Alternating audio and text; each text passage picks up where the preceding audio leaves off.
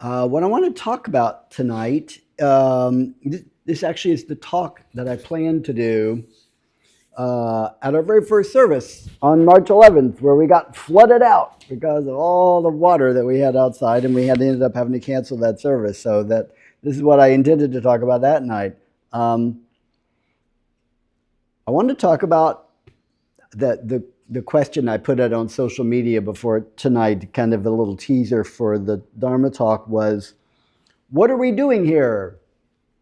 Which actually was a little bit of a head fake. There's a little misdirection involved in that because I was suspecting that people would kind of interpret it in a particular way, and that's not the way I meant it at all.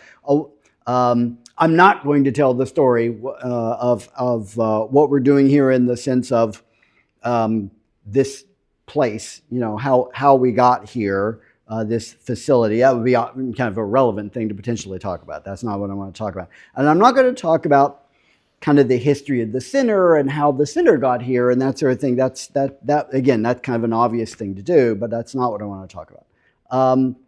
What I want to talk about is, what are we doing here in the sense of what is our motivation to be here?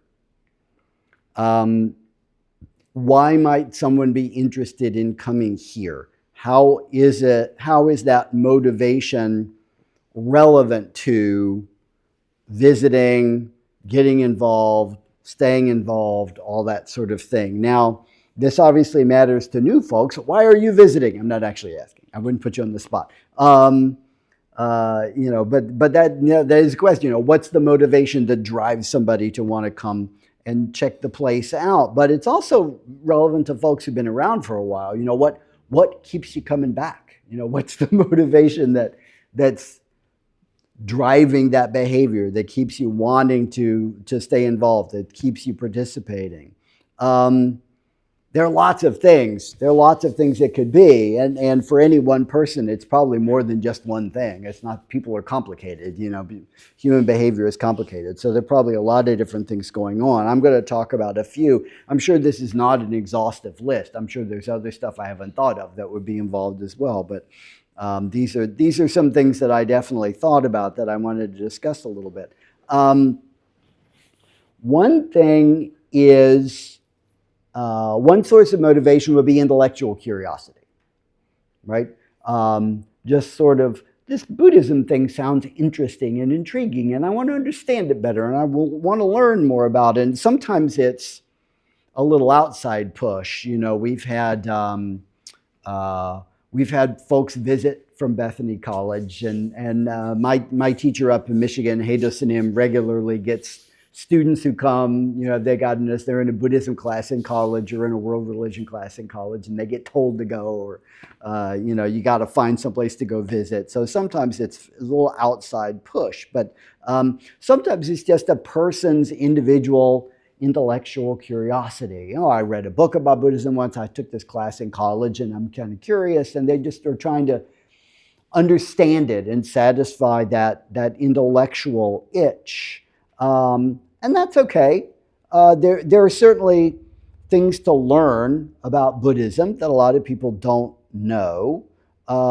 Somebody who is new to it and thinks they want to get involved, there is a lot that they're probably going to need to learn, to understand about words, terminology, jargon, language, symbols, practices, all kinds of things. There is a lot to learn about, and that's good up to a point, right? That's good up to the point where that becomes the goal, just learning, right? Just that the intellectual aspect of it becomes the primary goal, and then it kind of becomes a distraction because that's not really the point of the path. That certainly wasn't. The Buddha wasn't just trying to say, I want to create something that people are going to want to learn about. That was not the Buddha's goal, right? The Buddha's goal was to try to solve the problem of suffering. And so that's a very different kind of a goal. So learning and intellectual stuff and reading books and that kind of stuff can become kind of a distraction. Sort of absorbing facts is not the path. There's there's no salvation through bibliography in Buddhism. You can't just save yourself by reading books. That's not the goal. That's not the path. But that may be something that's part of the reason why somebody wants to come here. Another factor can be a cultural fascination, kind of exoticism, a kind of Orientalism, especially once people find out, well, just the fact that it's Asian. You know, some people are just kind of enamored with, oh, I love manga and you know Asian stuff, and so I'm just curious because of that, or I'm just really interested in that sort of thing. And especially once people find out that the lineage here is Korean, for some people, my guess is that in and of itself would be an attraction, because Korean stuff is really trendy right now, right?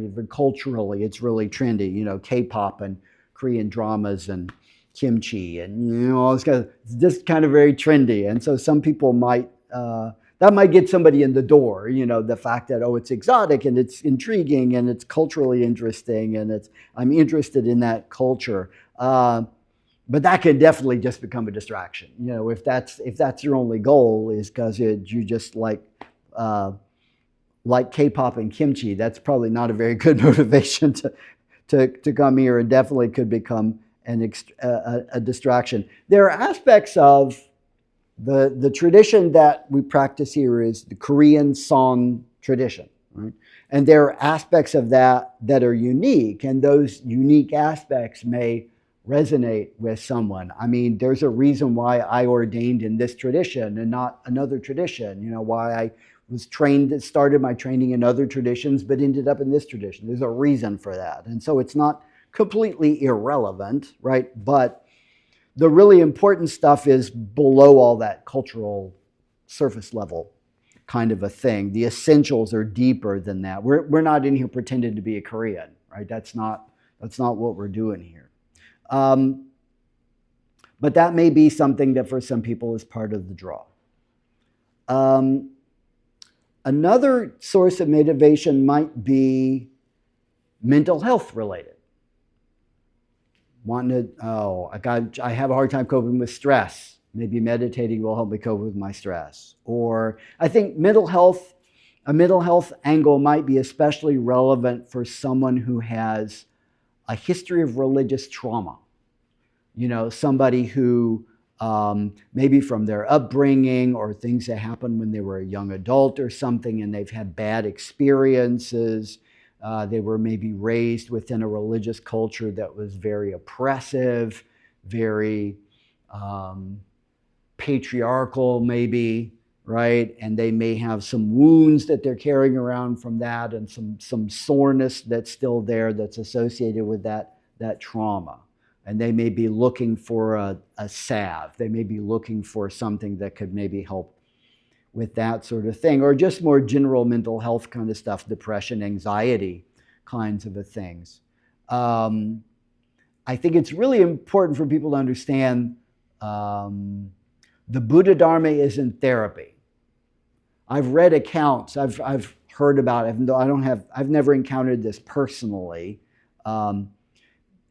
I do know from experience and observation that there are a lot of people who end up in Buddhist communities who have had some mental health struggles or substance abuse issues, this kind of thing, and they're looking for something that could maybe help with that. And some I've read accounts of people sort of approaching. I can't afford to go to a psychiatrist, so I'm going to think I'll go to the Buddhist temple, and maybe that'll help instead because I can't. And you're sort of looking for free therapy. they're thinking that this is an alternative to that. The Buddha Dharma isn't therapy. It's not a substitute for real mental health care for somebody who really needs mental health care. It can be therapeutic, right? There are definitely elements of things that people can get out of Buddhism and establishing a Buddhist practice and so on that may be therapeutic, that may help with anxiety and some of these sorts of things. But it's not therapy, and it's definitely not a substitute for real mental health care for somebody who really does need that. So that may be part of what people are looking for. Another source of motivation, and I've had people actually say things like this, come into intro workshops and things, is community. I'm looking for like-minded people, right? I need a tribe. I feel isolated. I'm lonely. I don't feel like I have a connection. I've lost my social network, and I'm trying to, I'm new to the community, or maybe I've lived here my whole life, but I haven't found any place I really fit in, and they're trying to find some place where they can have that social connection. That's definitely part of the path. I mean, the whole idea of Buddhism, the three jewels of Buddhism: Buddha, Dharma, Sangha. Sangha is the community, right? Community is important. Community is essential. You can't really be a Buddhist by yourself, right? Because one of the fundamental things that the Buddha created was a community. That's what Sangha is all about. There's a framed quote over there in the library area from the Upada Sutta, which is part of one of our scriptures, the Samyutta Nikaya. That is the story of a conversation between the Buddha and his attendant Ananda, his cousin and attendant Ananda, where Ananda is saying, having spiritual friends, having spiritual companionship, having admirable people around us, I think that's half of the holy life, is just surrounding ourselves with good people and having that supportive spiritual companionship. And the Buddha stops him and corrects him and says, "No, Ananda, you're wrong. That's not half of the holy life. That's the entirety of the holy life. That's the whole holy life. Admirable companionship is the whole of the holy life." So the community aspect is definitely something that is essential. So especially for folks who maybe in the climate of the area don't feel like they have a place, may not feel supported in the local community. It's been really important to me to try to be as open and welcoming as possible, for example, to LGBTQ folks, to make sure everybody knows that we're happy to have them and they're very, very welcome here, and that we're going to do everything we can to support them and provide for what they maybe feel like they can't get elsewhere. I think that's really important. So there may be people who feel like in the local kind of subculture they don't have a place, and they're looking for something. There's a void there that they're looking to fill. So that may, for some people, may be part of it, the motivation. Another one might be service.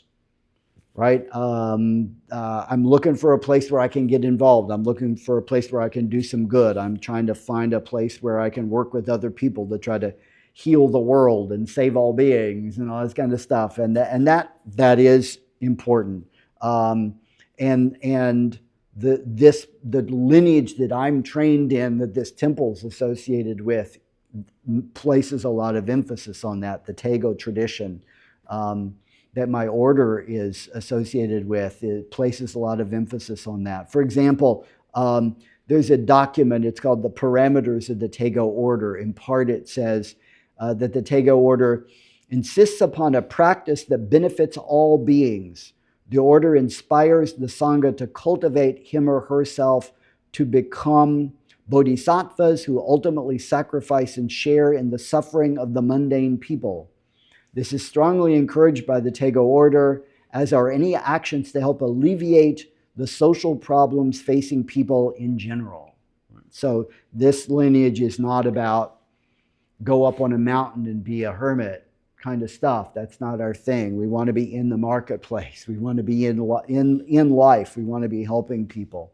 We want to have that righteous activity, of being actively involved in the community and trying to save all beings.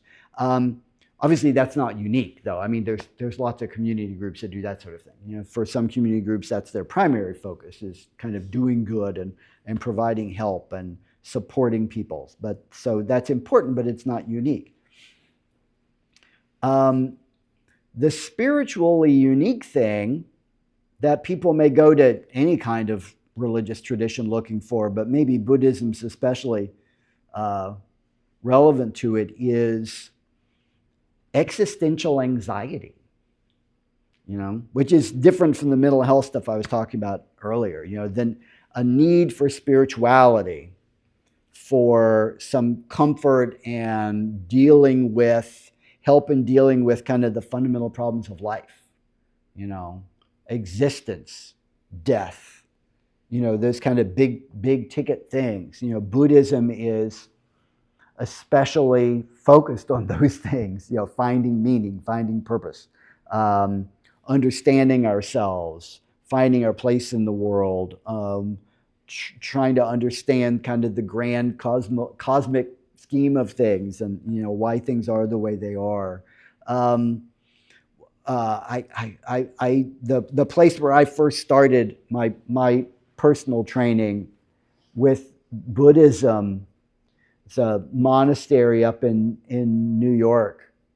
It's called Zen Mountain Monastery, and the first time I visited there, I walked in the door to the main building, go up to the meditation hall and down to the offices and the kitchen and stuff. Right there, kind of in the landing area, there's a big framed parchment that had a quote on it from Eihei Dogen, the founder of that tradition, the Soto sect of Japanese Buddhism. It had a quote from him. It's the first thing you see when you walk in the door. And it said, "Only those concerned with the question of life and death need enter here." Because that's a lot of what the Buddha was focused on. That's what a lot of Buddhism is about, is trying to deal with those problems for ourselves. The Buddha was himself motivated to leave home and abandon his family and go through a great deal of hardship and try to come up with some answers, because he was confronted with illness, old age, and death. Right? So it was these existential issues that were the trigger for him, right? And for a lot of people to be drawn to Buddhism. And there's something that to be found with that. I teach at Ohio University, and have historically been really involved in the theater program there. And we recently did a play. Our theater professor retired a couple of years ago, but he came back kind of special and did a play. And I was at one of the rehearsals. I was helping out with the technical stuff. And so I was at one of the rehearsals, and he was talking to the cast. And at one point he said, "There's something wrong with all of us." Now, what he had in mind was, to do theater, there must be something wrong with us to want to do theater. All of us here who are doing theater and getting up here and pretending to be other people and things, there must be something wrong with us to want to do that. So there's something wrong with all of us. But from a Buddhist point of view, there is something wrong with all of us, right? The thing that's wrong with us is that we're all mortal, right? We're all temporary. We're all just today's arrangement of stuff, and tomorrow it's going to be different, and all things are impermanent, and everything is temporary. And how do we deal with that, right? So Buddhism is especially focused on those sorts of things. So people come to Buddhism for a lot of different reasons, and that's okay. And the motivation that we have can change over time, and that's okay. But it is useful to think about your own motivation, right? Again, not just for new people who are maybe coming around for the first time, or relatively novice to all this, but people who've been involved for a long time, to keep questioning that. What am I in this for? What am I trying to get out of it? What am I trying to put into it? So that we can have some insight, we can have a little better understanding of ourselves in terms of what's driving us, and then we can manage that experience more effectively. So, regardless of why you're here, We're happy that you're here. We're especially happy that you're here. But I'm happy all of you are here too. We're here again. Hope you're here for the first time. I'm happy that you're here again.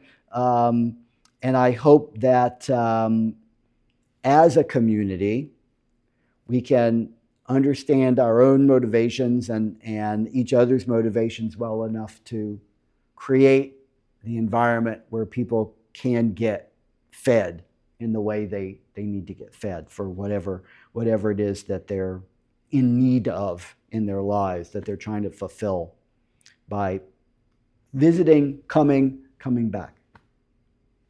Sangbala Shipshio, may you and all beings manifest enlightenment.